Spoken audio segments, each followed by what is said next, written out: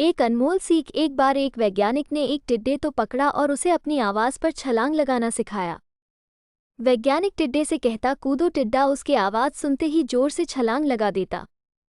अब वो वैज्ञानिक था तो प्रयोग करना बनता ही था। उन्होंने टिड्डे की छलांग पर प्रयोग किया।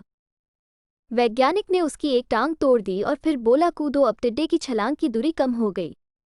वैज्ञानिक ने उसकी दूसरी टांग तोड़ दी और फिर बोला, कूदो। टिड्डे की छलांग और कम हो गई।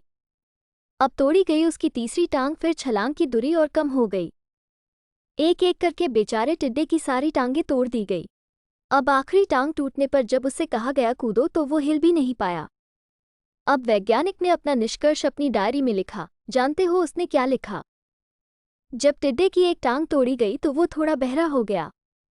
जब उसकी दूसरी टांग तोड़ी गई तो वो और बहरा हो गया।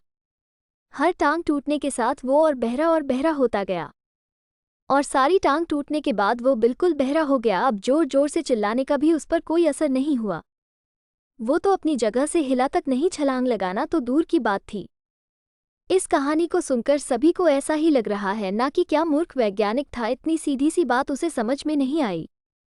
या कुछ लोग ये भी सोच रहे होंगे कि ये तो किसी बच्चे को भी पता है कि टिड्डे की छलांग उसके टांग टूटने की वजह से कम होती जा रही थी, ना कि वो बहरा हो गया था।